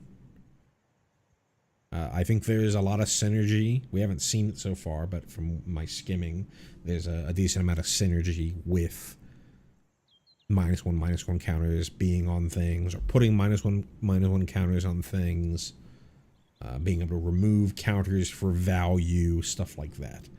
And then if you've got a goblin tribal deck, then you got a Bastion of Remembrance here. So probably fine and limited, and not quite there in constructed. Champion of the Weird. For 3 and a black, we have a creature Goblin Berserker at rare. It is a 5/5, and as we can see, we have Champion of the blah. So seems like we're going to get a full cycle. We haven't seen the Merfolk one, but this is the Goblin one. As an additional cost to cast a spell, behold a goblin and exile it. So, important to note, you could exile a Bastion of Remembrance, because it doesn't say behold a goblin creature. It says behold a goblin, whether the Bastion of Remembrance is in your hand or on the battlefield. Then you can pay 1 life and Blight 2 to have target opponent Blight 2 activate only as a sorcery. Important to note that when you blight something, even if you're saying, hey, opponent, you blight 2, they're the ones who get to choose what to put the -1/-1 counters on, even if you're making them do it. So you can't really just use this as straight up removal.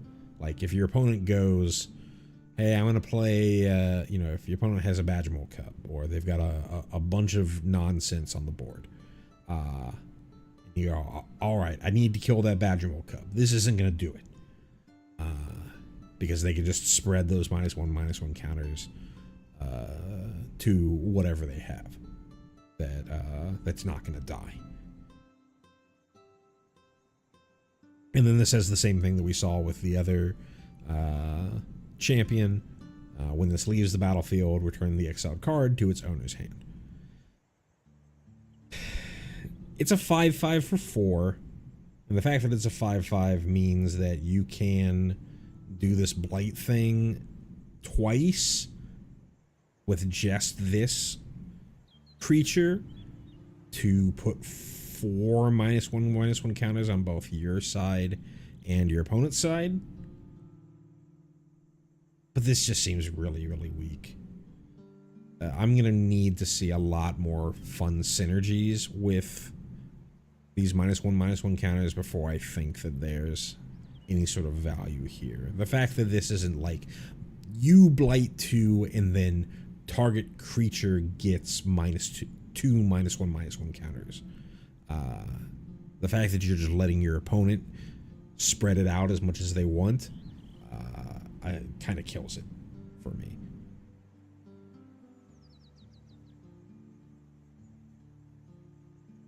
It is free, quote unquote, free to do, but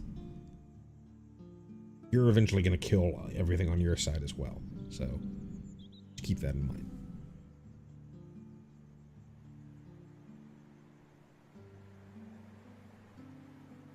Dawnhand Dissident.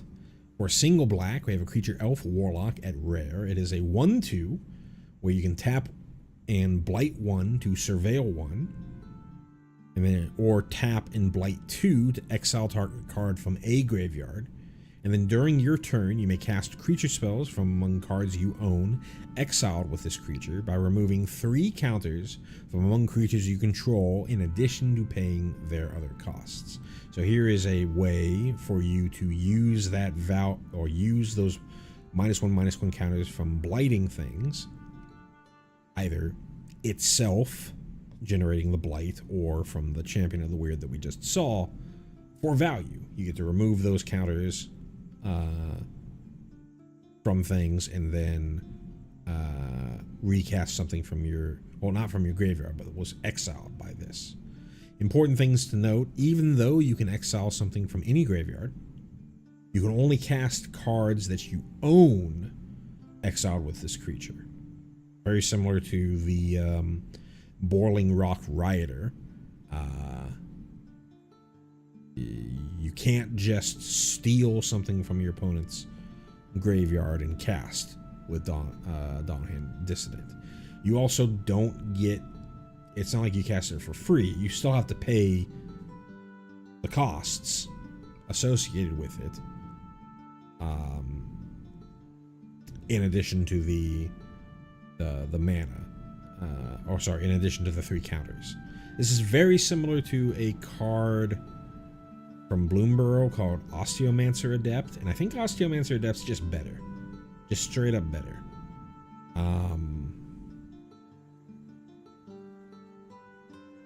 That you had the Forage, which is either sacrifice a food or exile 3 cards from your graveyard. Cards in your graveyard, they don't really have value unless you can interact with your graveyard.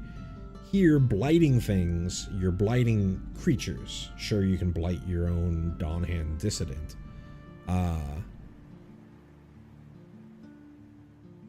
For a little bit, but eventually you're going to start having to blight other things, and you're weakening your creatures.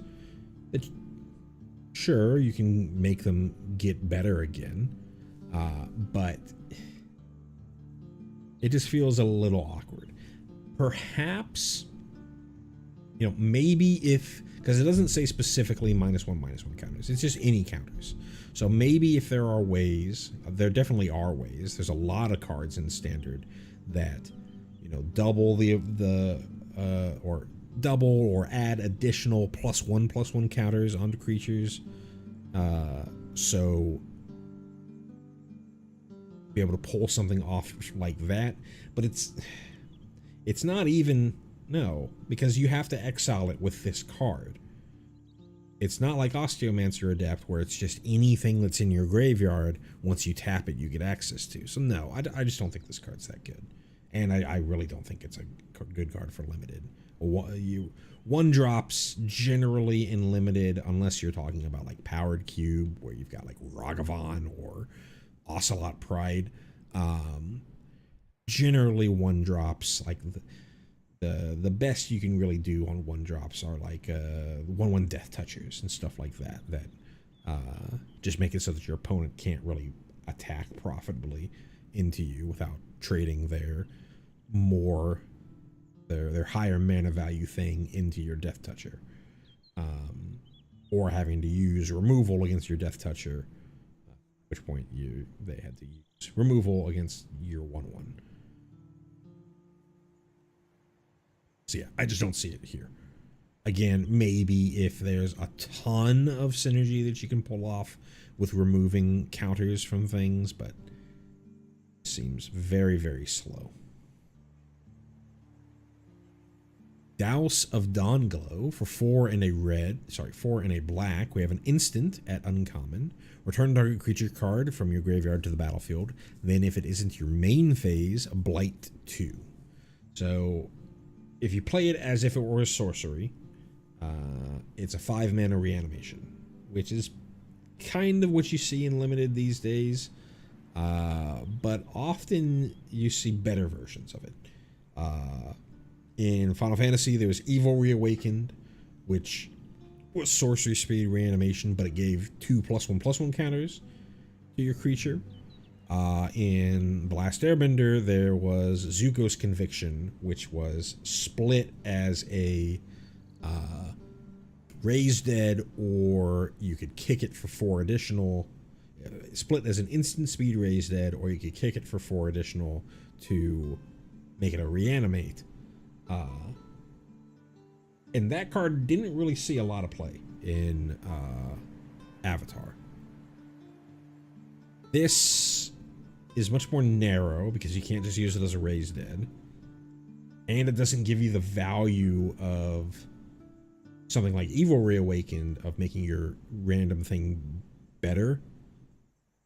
Sure, you get the ability to do it in instant speed, but we saw with Zuko's Conviction that really wasn't that great. So, again, Blight 2, important to note, it's not that creature enters with 2 -1/-1 counters on it. It's Blight 2, so you could reanimate the thing and then put the 2 -1/-1 counters on some other idiot on the battlefield. So you get the big thing that you reanimated back in its full strength at the cost of making some of your other dorks weaker. So we're really going to have to see the value of this Blight mechanic, because currently this card isn't even really like that playable just as it is. And then doing it at instant speed, you're putting a downside onto it. We're going to really need to see whether we can turn those Blight counters into an upside for this to be that playable. It's not playable in Standard, don't even worry about it. Dream Caesar is up next. For 3 and a black, we have a creature fairy rogue at common. It is a 3/2 with flying, and when this enters, you may blight 1. If you do, each opponent discards a card. It's fine.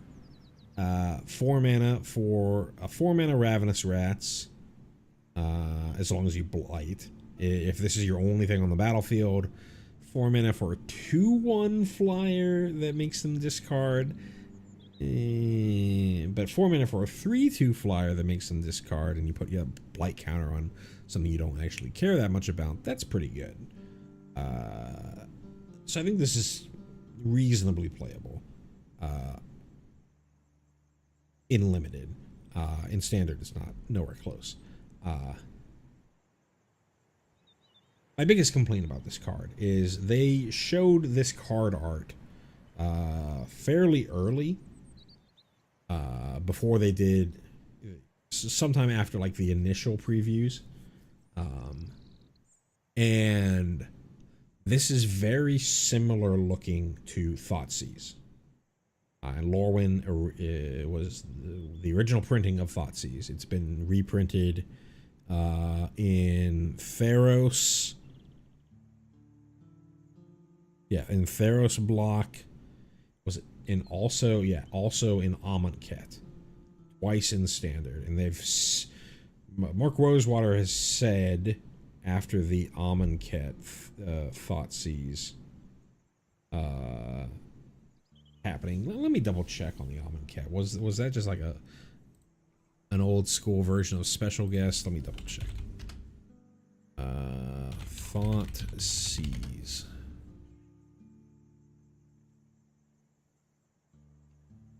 Yeah, no, that was just a sorry. So it was just in Lorwyn and Theros. It was just for like Amonkhet Remastered, or as an invocation, which was like one of the early versions of Special Guest. So they had it in Lorwyn, and then they brought it back for Theros. And when they brought it back for Theros, I think they realized that the Thoughtseize was just too powerful for Standard. It's been 1 week since you looked at me. It's been a decade since they brought it back for Theros. Standard is so much more powerful right now already, and Thoughtseize is a great disruption spell that would slow the format down so much.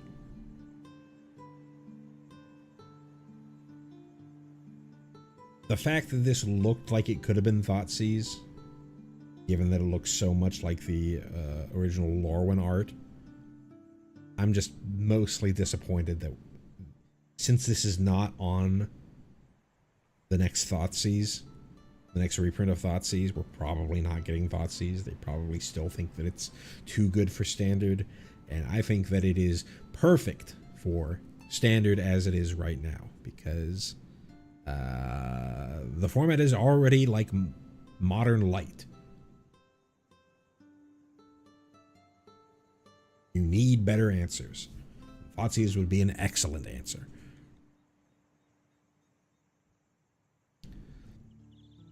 Next up is Iron Shield Elf. For 1 in a black, we have a creature Elf Warrior at uncommon. It is a 3/1 with discard a card. This creature gains indestructible until the end of the turn. Tap it. This card's great. This card is a very likely going to see standard play. It is a free discard outlet. With Spider-Man, there were all these Mayhem cards. People tried the Mayhem deck during like pre-release and whatnot, but this was during the times of VV, and they had just rotated Guardian of New Benalia, which was the only free discard outlet in standard. Instant speed discard outlet is the important thing. Now we have another free instant speed discard outlet.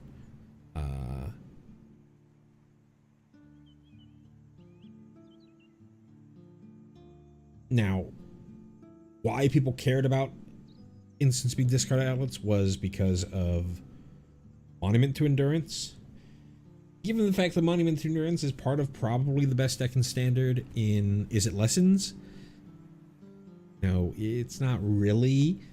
It's not like, oh, we finally get to play Monument again. We already are playing Monument right now. But if you don't really want to do the Lessons thing, you don't really want to do the artist talent stuff, you don't want to be in blue, maybe you just want to be in Rakdos or something like that, or you want to be like a little more aggressive, this enables a different version of your Monument to Endurance deck, and also gets you a lot of access to all these Mayhem cards from the Spider-Man set that didn't really get to see a ton of play when they got released and up till now. So maybe you get those cards back around. Maybe you can play different versions of Monument. This is a lot more exciting of a card than you would think just by looking at it. Limited wise, I don't know if there's really... We haven't really seen a reason to discard in limited, so this might just be kind of your 2-mana 3/1. It does give indestructible, so when you do discard, so it can be very, very annoying to deal with, especially if you can't give things -1/-1, but given the fact that there's a lot of blight going around, I imagine that there's a way to deal with this in limited, but if not, it could still be pretty good in limited. Moonglove Extractor for 2 in a black. We have a creature Elf Warlock. It's a 2/1 that whenever this creature attacks, you draw a card and lose a life. Obviously not a standard player. For limited, this is very much curve filler. 3 mana for 2/1's way below the curve. Sure, you get some card advantage off of this, which might put it up to a little bit more than curve filler, but you're probably just trading this in for a single card.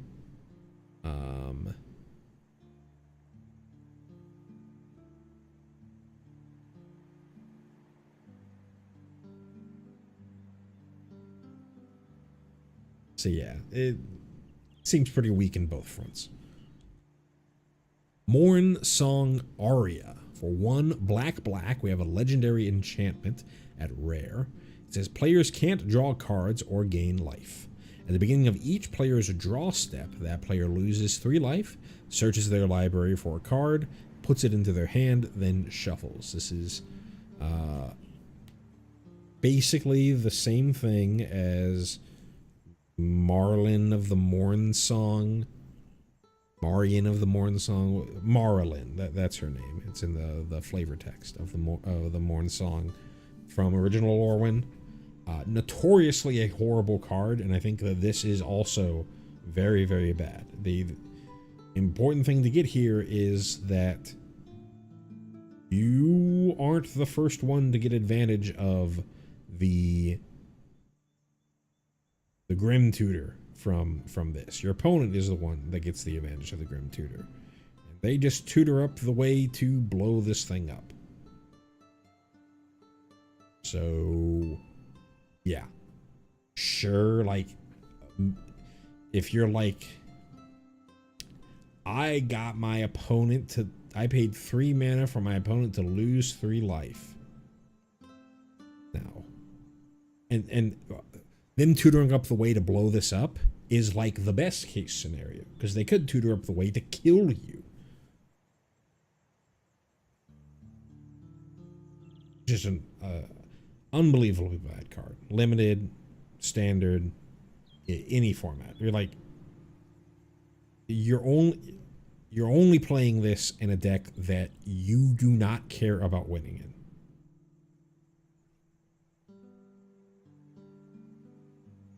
Very, very bad. Extraordinarily bad. Perfect Intimidation. For 3 and a black, we have a sorcery at uncommon. It says choose one or both. Target opponent exiles 2 cards from their hand, or remove all counters from target creature.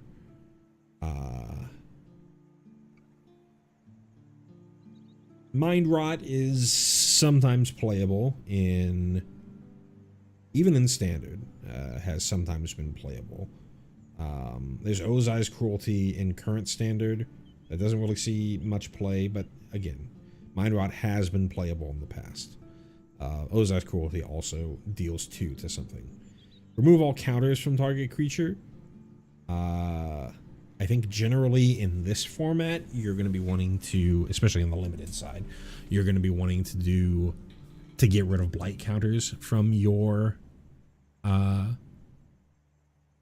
from one of your creatures, rather than, like, you know, getting rid of all the +1/+1 counters from, like, a Hangerback Walker or whatever the Aether Drift card is called.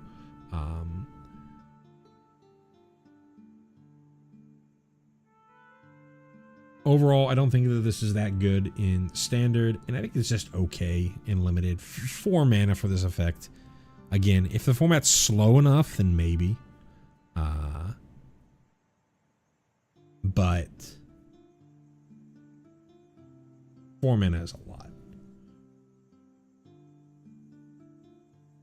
And I think with that, we've made it all the way through white, blue, and black. I think we're going to call it here.